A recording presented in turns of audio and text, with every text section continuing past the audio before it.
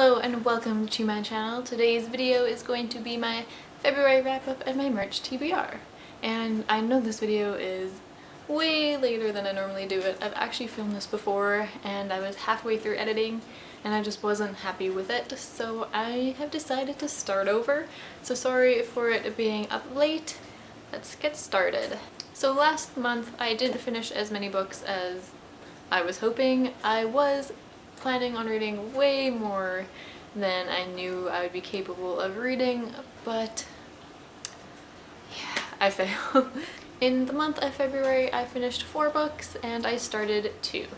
So one of the ones I finished is Saga Volume 2 and I really like this one. I picked it up when I was at my parents' house so I'd have something to read on the multiple hour trip back to my apartment. I really enjoy this series. It is graphic. I wouldn't read this if you are a younger person. It does have mature themes in it, so just know that before you go into it. There are like disturbing pictures, so just keep that in mind when you go through it. I kind of want to show one, but then this video probably not. It would probably be taken down. Another book I read is Kiss of Deception by Mary E. Pearson. It feels like a really long time ago, the beginning of February. But I read this one, I really enjoyed it. I have a whole video just about this book up on my channel, so check that out if you want to know more about it. And I'm also writing a review for it, so hopefully in the next week it will go up. I've been a bit busy, so it might take me a bit to actually type it and edit it. But I have it written down.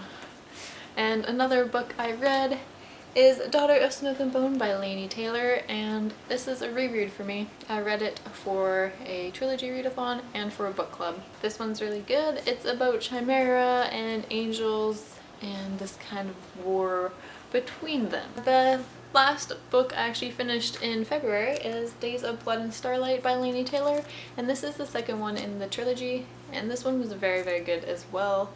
I really enjoyed it. It left at a spot where I'm kind of nervous to read the third one.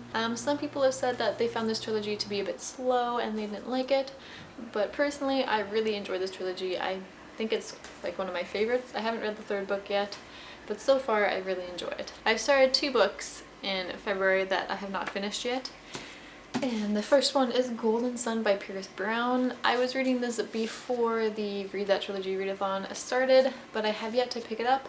I've read so many fantasy novels lately that I just need a contemporary romance before I continue reading any fantasy sci-fi books. But this one is awesome so far and I'm so excited to read this one. Alex has finished this one and he was freaking out when he was reading it because apparently crazy stuff happens and he just wants me to read it so we can talk about it, which is kind of cute. This one is a second book to Red Rising. I have a review for Red Rising up, the first one of this one, and I describe it in other videos, so if you want to know more of the backstory for this one, just check out the review. The next book I started but never got around to finishing is Dreams of Gods and Monsters by Laini Taylor, and I really just started it. I was on the 2nd page.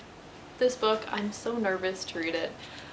Trilogies, the last book in a trilogy, I'm always hesitant to read it because I don't really want to say goodbye and I don't want anything drastic to happen, anyone to die, which most likely will happen in the last book.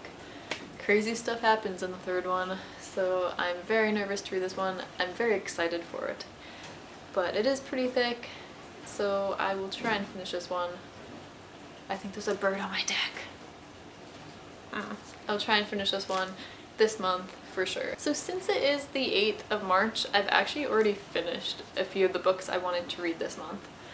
And they are Alienated by Melissa Landers. And this book is fantastic. I really enjoyed it. I wasn't sure if I would like it or not because again, there's mixed reviews like most books. So this one I carried with me everywhere. And I sticky noted some funny things in here, except I always forgot the sticky notes, so that's why only half of it has them and half of them doesn't. It's not like the first half was funny and the second half was crap.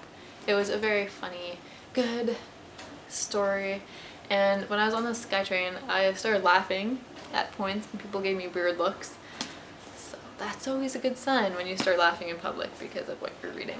And I really got emotionally caught up with this story, and it really did put me in a slump and like a book hangover from this one. So when I read the other book I just finished today, Plus One by Elizabeth Fama, I did not enjoy this one as much. And I'm not sure if it's just because I didn't like the story or because I just read Alienated. Because sometimes that happens when you read a really good book and you try and start one too soon afterwards. It just doesn't work. So Plus One by Elizabeth Fama I just finished this morning, and I didn't really like it. On Goodreads I gave it a 3. I was debating whether a 2 and a 3, but I gave it a 3. So I really want to try reading this again in the future, just in case I really do like it and it was just the timing that I read it that I didn't like it. Plus One is about a girl and a boy. One of them lives in the daytime, one of them lives in the nighttime, because society is split up between the people who live in the day and the people who live in the night because of a plague. So it's pretty much just like an alternate world. It's set in the same time, just alternate world. So this girl's soul hatches this ridiculous plan to steal her niece to take to her dying grandfather. And I don't know, it just fell short for me. And I've already started another book because I really needed to read a contemporary romance. So I am pretty much almost halfway through one now. And it is Crash Into You by Katie McGarry. And Alex made fun of me for reading this book, but whatever. I enjoy it. It's dramatic. Whatever, Alex. I just really like reading books like these every once in a while, just because I can't read the same type of book too many times in a row, and I've read so many fantasy lately that I just needed a change. So this is it, and so far I really enjoy it. It is the typical good girl meets bad boy, they fall in love, they have problems that they need to sort out. But even though I just read those stories a lot, they still intrigue me and I still like them. Even though they have pretty much the same plot, I just still really like them.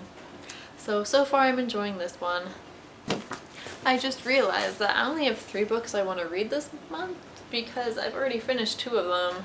So I'm just going to pick one book right now that I want to read as well. I don't know if I'll get to it. Dreams of God and Monsters looks really big, but I'll pick one. A short one maybe. And the book that I just picked to read is The Geography of You and Me by Jennifer E. Smith. And this is the same author who wrote The Statistical Probability of Love at First Sight, and I have a review of that one. And I almost got This Is What Happy Looks Like, who is also by Jennifer E. Smith, on Book Outlet a few nights ago because it was cheap, except I put it in my shopping cart and then went to go buy it. It was already sold and there was none left, and it was so sad because it was so cheap. And then someone else bought it from me. Stole it right from underneath my thumb. On my finger. I was so close to clicking, and then it was like, oops, sorry, it's sold out, you don't actually get it. So this one looks adorable. I really enjoy the covers that she has for her books. And this one is about a girl named Lucy and a boy named Owen, and I will just read the back for you. Lucy lives on the 24th floor. Owen lives in the basement. It's fitting then that they meet in the middle, stranded in the elevator of the New York City apartment during a citywide blackout. After they're rescued, Lucy and Owen spend the night wandering the darkened streets of Manhattan. But once the power is back on, so is reality.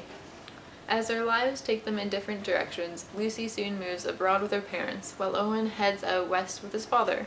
They stay in touch through postcards, occasional emails, and phone calls. But can they, despite all odds, find a way to reunite? So these are the books that I want to finish in March.